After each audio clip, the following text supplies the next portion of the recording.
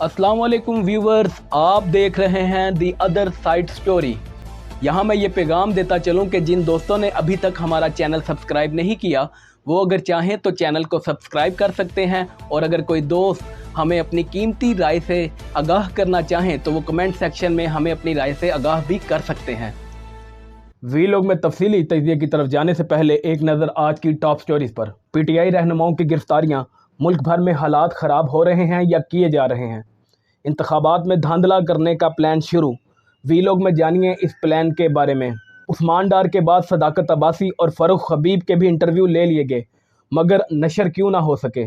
नून league की ख्वाहिशात पूरी। सुप्रीम कोर्ट का बंदियाल हमख्याल बेंचिस से लेकर फ़ायज़ के हमख्याल बेंचिस तक का सफ़र। सो अब चलते हैं वीलॉग में तफसीली तजिए की तरफ, और यहाँ पर बात करते हैं पाकिस्तान तहरीक इंसाफ के जो रहनुमा हैं उनकी गिरफ्तारियों की। पाकिस्तानी रियासत ने एक बार फिर एक बड़ा फ़ैसला किया है। पाकिस्तान तहरीक इंसाफ के जो रहनुमा हैं, जो कारकुनान हैं, उनको एक बार फिर दीवार से लगाने का फ़ैसला किया गया है पाकिस्तानी रियासत की तरफ से।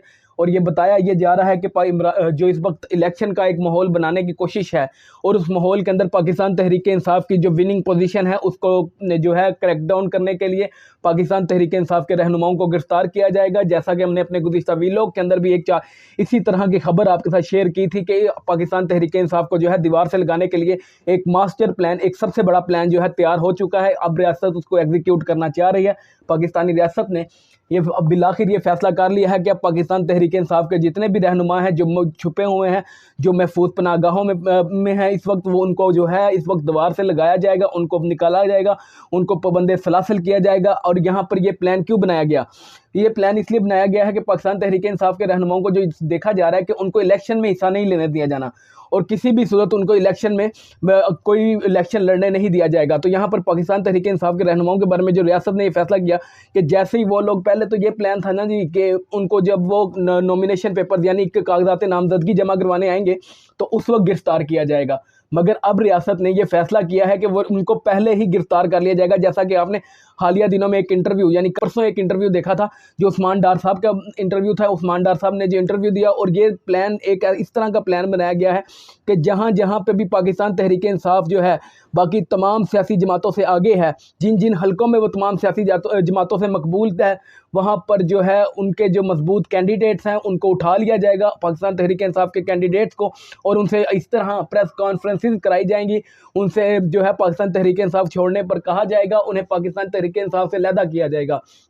तो रियासत ने जो ये एक अहम तरीन प्लान बनाया है, यहाँ इसके बारे में आपको बता रहे हैं कि पाकिस्तान तहरीक इंसाफ के रहनुमाओं को एक मुकम्मल तौर पर, एक कुल्ली तौर पर क्रैकडाउन उन पर किया जाना है, और क्रैकडाउन के लिए जो प्लान है वो तैयार हो चुका है। यहाँ पर हमने आपको गुज़िश्ता वीलॉग्स के अंदर भी इसके बारे में बताया था। जैसा कि हमने पहले बताया था कि पाकिस्तान तहरीक इंसाफ के रहनुमाओं के बारे में ये कहा जा रहा है कि उनको गिरफ्तार किया जाएगा जब वो नॉमिनेशन यानी कागजात नामजदगी जमा करवाने आएंगे। लेकिन अब रियासत ने फैसला किया कि कागजात नामजदगी जमा कराने का वक्त ही नहीं देना। इन सब जो पाकिस्तान तहरीक इंसाफ के रहनुमा हैं इनसे लाने बरात कराना है, इन सब पे मुकदमे बनाने हैं। कोई ऐसी जो है मुकदमा नहीं छोड़ना जो इन पर बन सकता हो, ना भी बने तो फिर भी बना देना है। तो जैसा कि हमने देखा कि तमाम जो दीगर रहनुमा थे, जैसा कि शहरियार अफरीदी साहब, एजाज उल हक साहब और दीगर जितने भी थे, वो सब के सब पे कोई ना कोई मुकदमा ज़रूर बना। उन सब पे एक ऐसे फौज FIR करवाई गई, एक जो है उनके ऊपर ऐसी भोंडी किस्म की FIR थी जिनको अदालत से बाद हाँ उन्होंने अदालत ने ख़त्म किया, क्वाश किया। लेकिन रियासत ने अब मुस्तकिल एक बड़ा फ़ैसला कर लिया है कि पाकिस्तान तहरीक इंसाफ के किसी रहनुमा को इलेक्शन लड़ने नहीं देना। क्योंकि उस्मान डार साहब जो इंटरव्यू उनका हुआ उसके बाद ये खबर सामने आई कि पाकिस्तान तहरीक इंसाफ के बारे में कि अब इनके रहनुमा जो हैं वो को सियासी पार्टी यानी पार्टी से ही अलहदा कर देना, उनको इंटरव्यू के बाद, और उनको इलेक्शन में लड़ने नहीं देना, यानी कागजात नामजदगी तक जमा करवाने नहीं देने। जैसा कि हमने आपको पिछले वीलॉग में भी बताया था कि इमरान खान साहब से पटियाला जेल के अंदर जो है एक अहम तरीन मुलाकातें हो रही हैं। इमरान खान साहब तक ये पैगाम पहुंचाया गया था कि अगर आप लोग स्टेप डाउन नहीं करते, अगर पाकिस्तान तहरीक इंसाफ के चेयरमैन इमरान खान जो है वो सर नहीं झुकाते, वो डील करके मुल्क से बाहर नहीं जाते या इलेक्शन से जो है वो बाहर नहीं जाते, तो उन्हें ज़बरदस्ती इलेक्शन से निकाल बाहर किया जाएगा। तो उसका एक जो सारा तरीका था हमने अब देखा कि वो किस तरह पूरा होगा। उसके उस जो डील के ऑफर के बाद जो थी इमरान खान साहब को ये कहा गया था कि इमरान खान साहब ने बल्कि अपने कारकुनान इमरान के नाम एक पैगाम भेजा था, जिसके बाद जो है पेशावर में एक कन्वेंशन भी हुआ। वो पैगाम क्या था? इमरान खान साहब ने कहा था कि देखो आप पार्टी नहीं छोड़नी, आप पार्टी का मुश्किल वक्त है, मुश्किल वक्त जो है टल जाएगा, लेकिन आपने पार्टी नहीं छोड़नी, आपने पार्टी के साथ रहना है।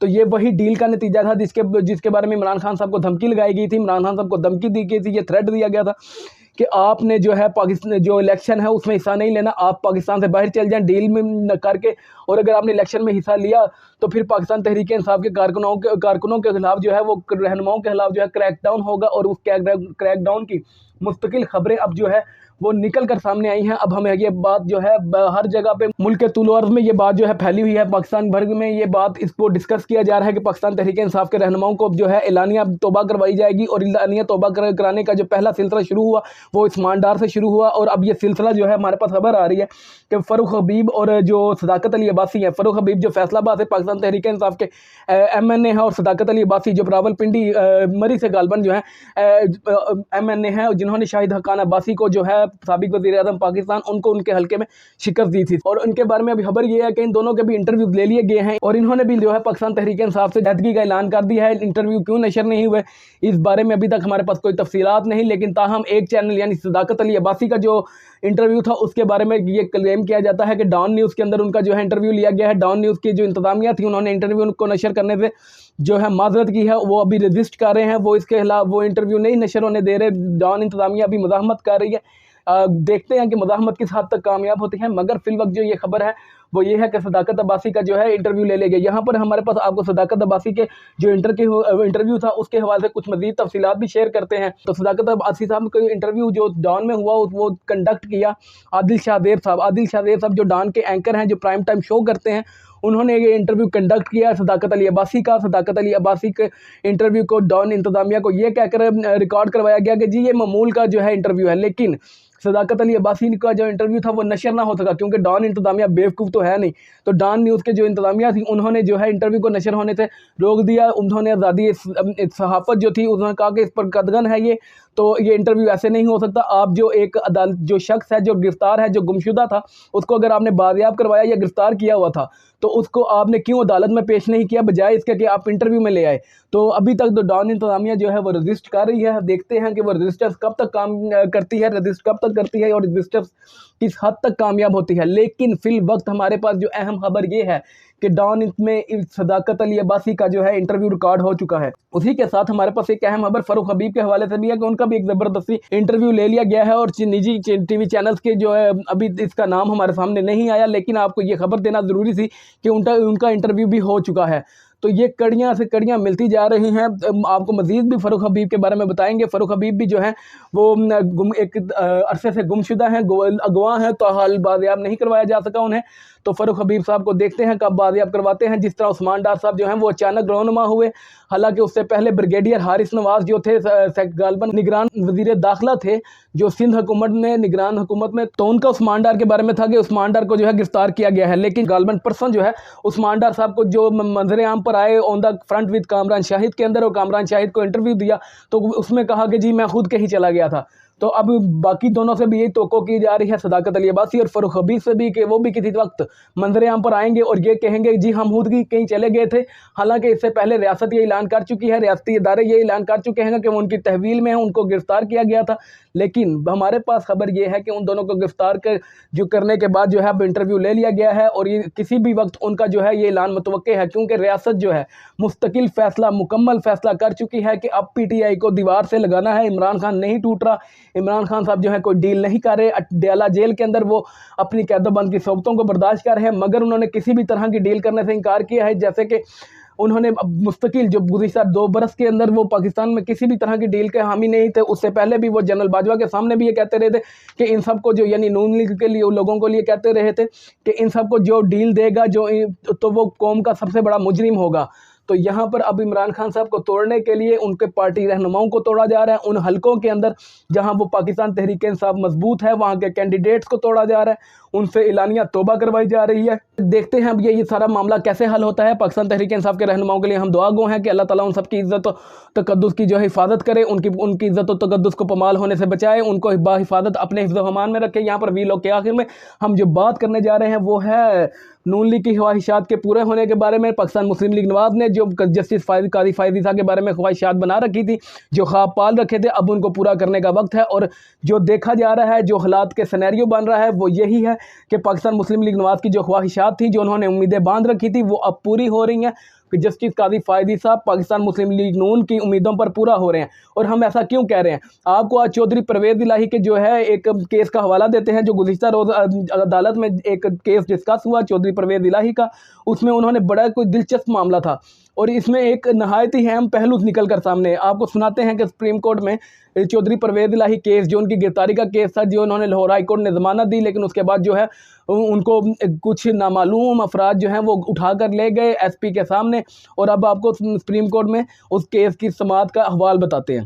सुप्रीम कोर्ट में गैर कानूनी हिरासत के खिलाफ चौधरी परवेज़ इलाही की अहलिया की दरख्वास्त पर समाअत।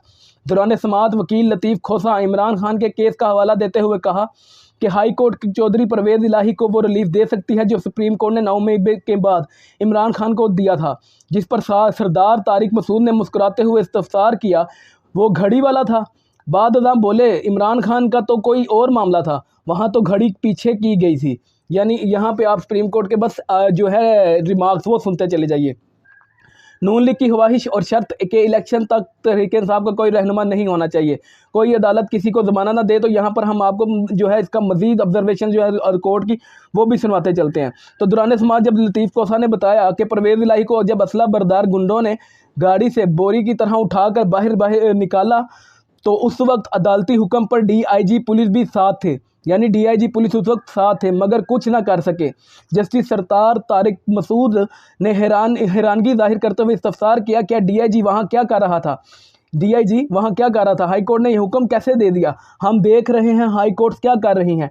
एक शख्स अदालत में पेश नहीं होता, उसे ज़मानत दे दी जाती है। किसी को ब्लैंकेट रिलीफ देने का कौन सा कानून है? तो यहाँ पर आपने सुप्रीम कोर्ट के रिमार्क्स पढ़े और सुप्रीम कोर्ट के रिमार्क्स ये वाज़े करते हैं कि हमारी जो सुप्रीम कोर्ट है, सुप्रीम कोर्ट ऑफ पाकिस्तान की सबसे बड़ी अदालत जो है, ये वो अब बंदयाल हम ख्याल बेंचेस से फ़ायज़ ईसा के हम ख्याल बेंचेस तक का सफ़र तय कर चुकी है। अब पाकिस्तान तहरीक इंसाफ है, उसके हवाले से अदालतों से तो कोई अहम जो ख़बर है, जो रिलीफ की खबर, वो नहीं आएगी, क्योंकि पाकिस्तान तहरीक इंसाफ के ऊपर जो है शिकंजा उन पर जकड़ा जा रहा है, उन्हें मज़ीद शिकंजे में और उन्हें मज़ीद सख्तियाँ बर्दाश्त करनी पड़ेंगी। पाकिस्तान तहरीक इंसाफ के रहनुमाओं को अदालत से किसी रिलीफ की उम्मीद नहीं रखनी चाहिए, क्योंकि पाकिस्तान के सुप्रीम कोर्ट का मूड बता रहा है कि पाकिस्तान में जो भी गिरफ्तारियाँ गैर कानूनी होती जा रही हैं, उन पर सुप्रीम कोर्ट कुछ नहीं करेगी। जो भी गुमशुदगियाँ हैं, उस पर सुप्रीम कोर्ट कोई अहम फैसला नहीं देगी, क्योंकि प्रैक्टिस एंड प्रोसीजर बिल भी चल रहा है। और प्रैक्टिस एंड प्रोसीजर बिल में जो मुल्क में एक सियासी इंतशार है, सुप्रीम कोर्ट उसको कम करने के बजाय प्रैक्टिस एंड प्रोसीजर के बारे में भी डिस्कस कर रही है। और प्रैक्टिस एंड प्रोसीजर बिल की लंबी जो है समातें चल रही हैं। सो यहाँ पर ये खबर थी हमारे पास, और हम पाकिस्तान तहरीक इंसाफ को और कारकुनान को ये खबर देते हैं कि आप लोग जो है बिल्कुल भी किसी रिलीफ की उम्मीद ना रखिए। पाकिस्तान मुस्लिम लीग नवाज की हमायशात पर अमल करते हुए जस्टिस कादी फ़ायज़ ईसा जो हैं हम ख्याल बेंचेस का जो है कि लड़ रहे हैं, हम ख्याल बेंचेस बना रहे हैं। हम ख्याल बेंचेस जिनका पूरा मुल्क की सहाफ़त में एक शोर था, बंदयाल साहब पर यह इल्ज़ाम लगता था कि उन्होंने जो है हम ख्याल बेंचेस बनाए हैं, लेकिन अब कादी फ़ायज़ ईसा की जानिब से भी देखा जा रहा है कि वो भी हम ख्याल बेंचेस बना रहे हैं। और उसके अंदर हम तो नहीं किसी का नाम लेते, लेकिन आप खुद फैसला कीजिए और रिमार्क्स पढ़ के और सुन के अदालती कार्रवाइयों को देख कर के क्या हम ठीक कह रहे हैं या नहीं कह रहे। अलबत्ता एक और सुप्रीम कोर्ट में जो है, अब सुप्रीम कोर्ट की जो जानिबदारी या गैर जानिबदारी का फैसला कैसे होगा। सुप्रीम कोर्ट में एक और पटिशन फाइल हो चुकी है आमना जंजुआ साहिबा की जानिब से लापता अफराद की बाजियाबी के लिए केस। अब लापता अफराद की बाजियाबी का केस ये तो कुछ नहीं लगने लगा, क्योंकि सुप्रीम कोर्ट में इस वक्त कोई मूड में नहीं है कि लापता अफराद का केस सुनेगी, और अगर सुन भी लिया तो लंबी तारीखों पर जाएगा। और इसके हवाले से तो हम कंफर्म है कि लापता अफराद का केस किसी भी सूरत नहीं होगा। उसके हवाले से सुप्रीम कोर्ट में एक और केस फाइल कर दिया गया है वफाकी हुकूमत की जानिब से, जिसमें जस्टिस क्या नाम है, जो आपको याद होगा, नैब तरमीम का एक केस था। नैब तरमीम को चीफ जस्टिस उमर अता बंदयाल ने उड़ा कर रख लिया था, कलअदम करार दे दिया था। तमाम नून लीग के जो दावे थे, जो उनकी ख्वाहिशात थी, उनको जो नैब तरमीम का कलअदम करार देने का फैसला था वो बहा कर ले गया था। लेकिन अब एक नज़र-ए-फ़ानी दरख्वास्त दाखिल हो चुकी है और नज़र-ए-फ़ानी दरख्वास्त का फ़ैसला आप जो चौधरी परवेज़ इलाही की प्रोसीडिंग है उसमें जो रिमार्क्स दिए गए हैं उसमें देख लीजिए कि इस नैब तरमीम का भी क्या निकलेगा। वही नतीजा निकलेगा कि तमाम के तमाम को रिलीफ मिल जाएगा, तमाम को चोर जो हैं वो शरीयत के तकाज़ों पर पूरा उतरेंगे और उनको हाथ नहीं काटे जाएंगे और उनको जो है बाइज़्ज़त बरी कर दिया जाएगा। यहाँ पर आपसे लेते हैं इजाज़त, अपना बहुत ख्याल रखिएगा। और वीलॉग के आखिर में मैं ये पैगाम देता चलूँ कि जिन दोस्तों ने अभी तक हमारा चैनल सब्सक्राइब नहीं किया वो चाहें तो चैनल को सब्सक्राइब कर सकते हैं, और अगर कोई दोस्त हमें अपनी कीमती राय से आगाह करना चाहें तो वो कमेंट सेक्शन में हमें अपनी कीमती राय से आगाह भी कर सकते हैं। पाकिस्तान जिंदाबाद।